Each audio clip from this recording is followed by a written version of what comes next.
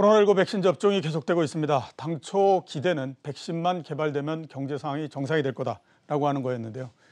현재까지 봤을 때 실제 그런 상황은 벌어지지 않고 있습니다. 더 걱정은 백신 접종이 계속됨에도 불구하고 전 세계적으로 2월 말서부터 다시 감염자가 늘어나고 있다라고 하는 사실입니다. 코로나19 백신과 관련한 부분들을 알아보도록 하겠습니다. 정윤택 제약산업전략연구원 원장 나오셨습니다. 네, 안녕하십니까. 예. 먼저 SK바이오사이언스서부터 한번 여쭤보도록 하겠습니다.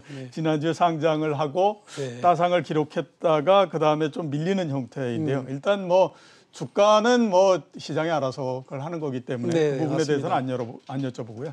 SK바이오사이언스의 상장이 백신하고 바이오 시장 전체에 어떤 영향을 줄 것인지 한번 좀 전망을 해 주시죠. 네, 말씀하신 대로 SK바이오사이언스가 청약 증거금이 63조 예, 그렇죠. 사상 최대를 사상 최대. 기록했습니다.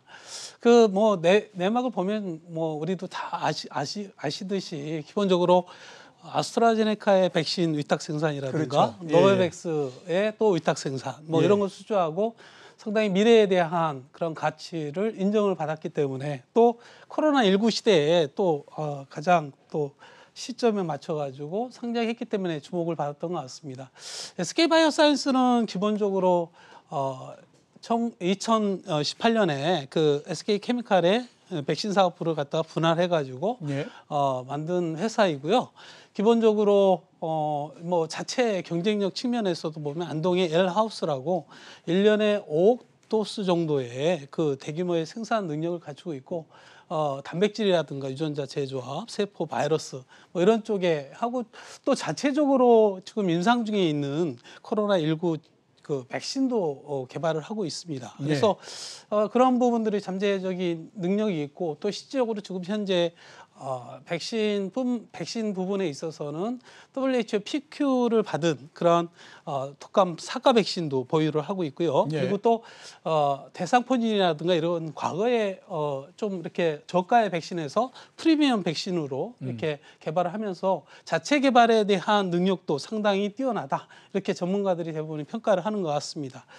뭐 이런 부분들은 지금 뭐 제약 바이오에 있어서는 코로나 치료제라든가 백신 이런 부분에 있어서 어떻게 보면은 조금 약간 주춤한 분위기가 있었지만은 또 다시 이러한 코로나19에 대한 변이 이런 부분이 확산되면서 다시 또 주목을 받고 있는 측면에 이런 여러 가지 또 SK바이오사이언스가 또 새로운 모멘텀을 또 제시한 것이 아닌가 이렇게 생각되고요.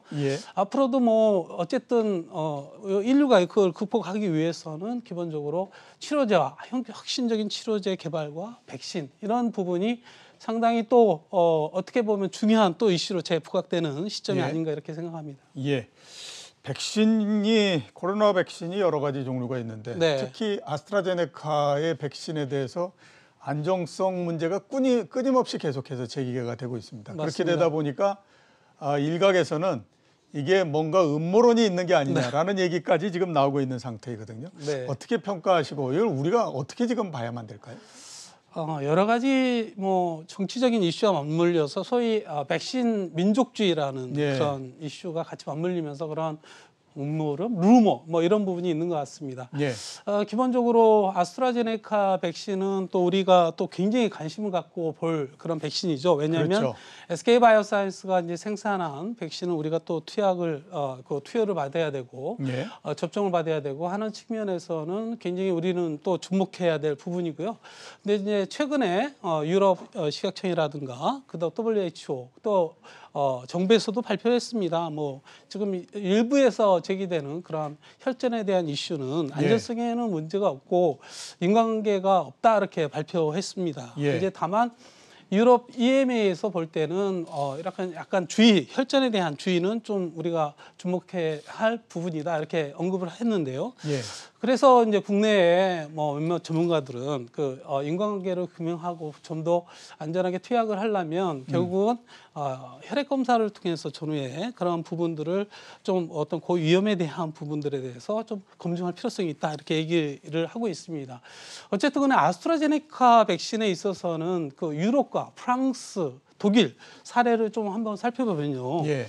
영국은 집중적으로 아스트라제네카 백신을 맞았습니다. 혈전이 예. 있으면 중단을 안 시켰거든요. 예. 그런데 프랑스랑 독일은 또 중단을 했었거든요. 그런데 예. 코로나의 그런 그 확진자 수를 보게 되면 영국은 이렇게 감소 추세를 보이고 있고, 예. 그다음에 프랑스랑 독일은 또 이렇게 증가하는 추세. 측면을 볼 때는 백신이라는 부분에서 이제 또 중요한 이슈는 뭐냐면 중증으로 가는 사망률을 낮추는 측면도 굉장히 고려할 필요성이 있지 않을까라는 생각이 듭니다. 그런 맥락에서 어쨌든 아스트라제네카의 백신은 여러 전문가라든가 전문기구 WHO에서도 그런 안전성에 대해서는 이미 검증돼 있는 상태고, 예. 우리가 이 팬데믹을 극복하기 위해서는 어쨌든 간에 우리 국민 전체가 이러한 그 집단 면역을 할 수 있는 그런 부분이 필요한 부분이라 생각합니다. 그래서 앞으로도 지금 정부에서 이제 당장 이제 내일서부터 아스트라제네카 65세의 그러한 요양기관, 요양원에 있던 이런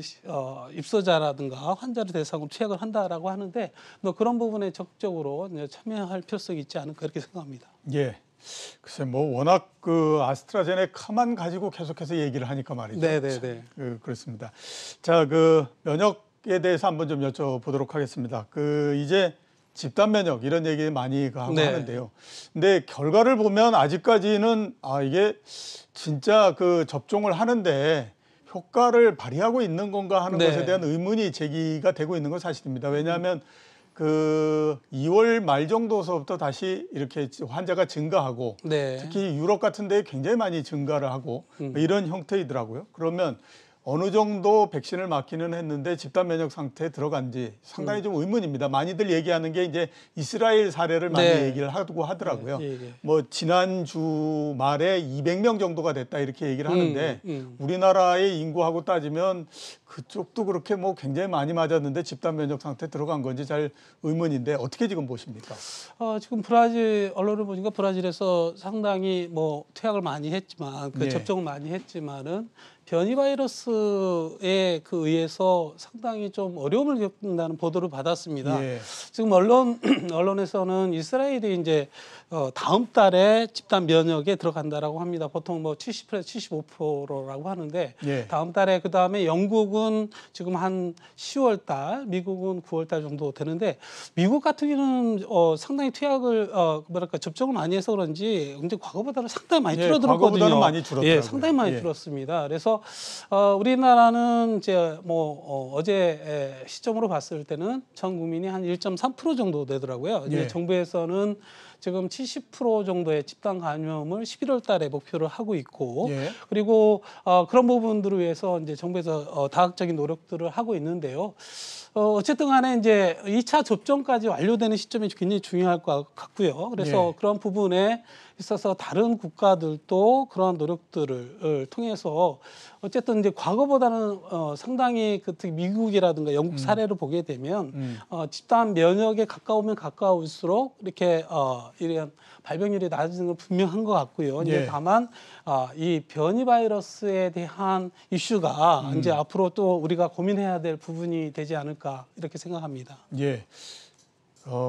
원장님 보시기에 네. 최근에 환자가 많이 줄어드는 게 이 그 접종의 영향이냐 아니면 북반구의 온도가 올라가기 때문이냐, 네. 여러 얘기들이 있는데 원장님은 어느 쪽이 이게 그런데 힘을 좀 이제 싣고 계십니까? 뭐 기본적으로 이렇게 보면 남미라든가 이런 쪽에 보면 이제 예. 이렇게 뭐 온도 이렇게 그쪽 따뜻한 지역에도 불구하고 상당히 증가하는데, 이게 예전에 이제 또 유사한 바이러스라고 하는 그런 신종플루라든가 이런 사례를 보면 좀 그게 온도에 영향을 받았었긴 했지만, 예. 실적으로 이제 코로나19 같은 경우에는 그런 부분이 뭐 어떻게 영향을 미칠 거로 생각했지만 그렇지는 않거든요. 예, 예. 그래서 가장 중요한 게 어쨌든 간에 집단 면역을 통해서 극복할 수 있는 방안이 되지 않는가 이렇게 생각합니다. 예, 알겠습니다.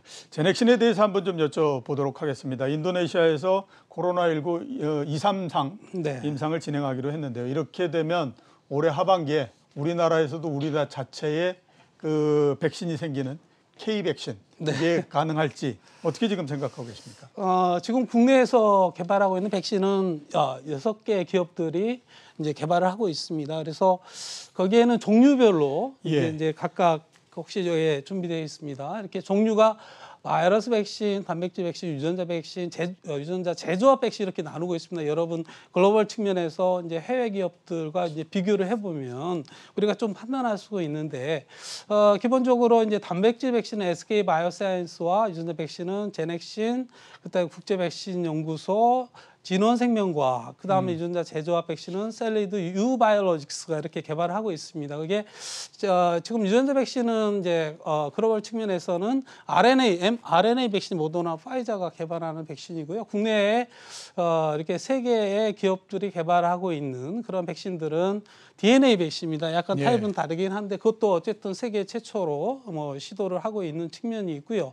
같은 그 유전자 백신의 어느라고 볼 수 있을 것 같고요.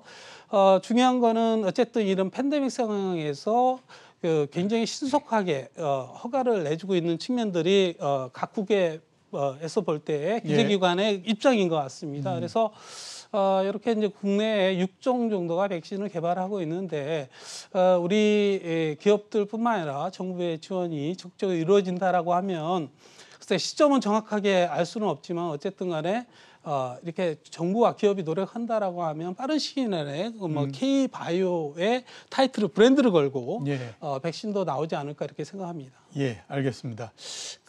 그동안의 바이오 주식 움직일 때 재료 중에 하나가 학회였습니다. 네. 무슨 학회가 열린다 그러면 거기에서 어떻게 되기 때문에 네. 주가가 올라갈 거다라고 해서 며칠 전부터 계속 하고 했었는데요. 최근에는 보면 코로나19 때문에 그런지 별다른 학회에 대한 소식도 별로 없고 그러는데요. 앞으로 예정돼 있는 중요한 학회가 어떤 게 있습니까? 뭐 제가 생각에는 이 학회에 뭐 1월 달에 이제 JP 모건 헬스케어 컨퍼런스도 있지만은 어쨌든 전문가 그다음에 기업 파트너링 뭐 이런 부분들이 우리 기술에 대해서 알릴 필요성이 있겠다. 그리고 실적으로 예상과는 달리 이제 작년 경우에 기술 수출을 10조 한 2천억 정도 했거든요. 한 14건의 대규모 기술 수출을 이루었거든요. 이 코로나19 시대에 그간에 이제 그 오프라인 중심으로 파트너링이 이루어졌던 게 이제 온라인 중심으로 이제 성과를 만들어내고 있다라는 측면이거든요. 그래서 이제 올해 학계의 특수성도 보면은 이제 오프라인보다는 온라인으로 진행을 하고 있습니다. 그래서 작년에 그러한 학회라든가 뭐 대규모의 그러한 행사들이 대부분의 온라인 있음에도 불구하고 또 대규모의 기술 수출을 달성을 했다라고 볼 수 있거든요. 그래서 당장 이렇게 이게 아까 제가 테이블에서 봤겠지만은 이제 4월달에 미국 암학회에서부터 이제 시작을 하고요. 그 다음에 또 6월달에 이제 바이오 USA라든가 이제 굵직한 그런 우리 기술을 좀 알리고 특히 더 중요한 거는 뭐냐면 전문가의 검증을 받을 수 있는 그런 측면이 있다라고 생각합니다. 여기에 뭐 기사를 보니까 언론 보도 각 기업들 언론 보도를 보니까 여기에 우리 기업들도 주로 이제 항암제라든가 새로운 기술을 기반으로 학계에 적극적으로 참여해서 임상 결과를 발표를 하고 있습니다. 뭐 이런 부분들은 다국적 기업들이 파트너링을 통해서 아마 검증을 받고 좋은 성과로 이어지지 않을까 뭐 이렇게 생각합니다. 예, 알겠습니다. 마지막 질문을 좀 드리도록 하겠습니다. 작년도에 미국의 FDA에 판매 허가를 받은 국산약은 없었고요. 올해는 좀 어떻게 될 것 같습니다. 네, 미국 FDA 허가도 그렇지만은 이 팬데믹 상황에서 이제 실사라는 부분이 같이 맞물려서 허가를 판단할 수가 있는데요. 그런데 이제 불행히도 이제 국내 신약, 국내 시약청에서 허가된 것도 지난 2년간 없었어요. 그런데 이제 올해 벌써 3건의 국산 신약들을 시약청에서 허가를 받았습니다.